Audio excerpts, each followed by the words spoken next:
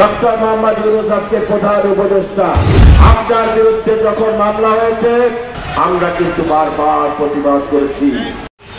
তাকে সহ বহু সম্মানিত খ্যাতিমান সম্পন্ন বিশিষ্ট ব্যক্তিদেরকে, প্রফেসর এমাজউদ্দিন সাহেব, ডক্টর শফিক রেহমান সাহেব, এই থেকে শুরু করে সর্বস্তরে যারাই সরকারের বাইরে ছিলেন তাদের প্রত্যেকের বিরুদ্ধে মামলা দিয়ে তারা হয়রানি করেছে।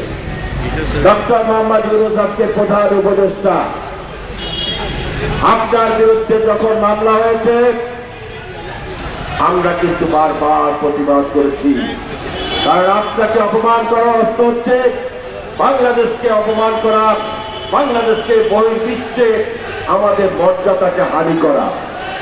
এবং আপনার মামলার বিরুদ্ধে আমরা রাজপথে প্রকাশ্য অবস্থান নিয়ে আমরা কিন্তু আপনার পক্ষে কথা বলেছি এবং মামলা প্রত্যাহারের জন্য আন্দোলন করেছি। আজকে মহান রব্বুল আলামিনের ইচ্ছায় এই দেশের ছাত্র জনতার রক্তের বিনিময়ে এক সাগর রক্তের উপরে দাঁড়িয়ে আজকে আপনি মাননীয় প্রধান উপদেষ্টা। গণমাধ্যমে দেখলাম আপনার বিরুদ্ধে যে সমস্ত মামলা হয়েছে সেই সমস্ত মামলার কিছু প্রত্যাহার হচ্ছে, কিছু প্রত্যাহার হবে।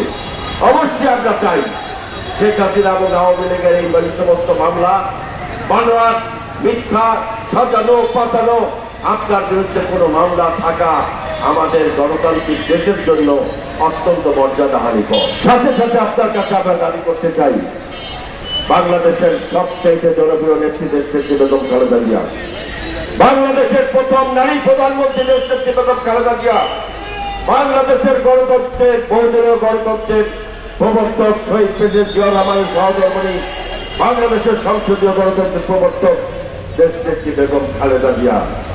বয়সের দিক থেকে তিনি একজন সিনিয়র সিটিজেন, বাংলাদেশের প্রথম নারী প্রধানমন্ত্রী, বাংলাদেশের সবচেয়ে জনপ্রিয় নেত্রী, বাংলাদেশের সবচেয়ে বেশি আসন থেকে বারবার নির্বাচিত দেশনেত্রী বেগম খালেদা জিয়া। তার মামলাগুলো এখন পর্যন্ত প্রত্যাহারের কোনো পদক্ষেপ নেওয়া হয়নি। এটা কিন্তু দেশবাসী ভালোভাবে দেখছে না।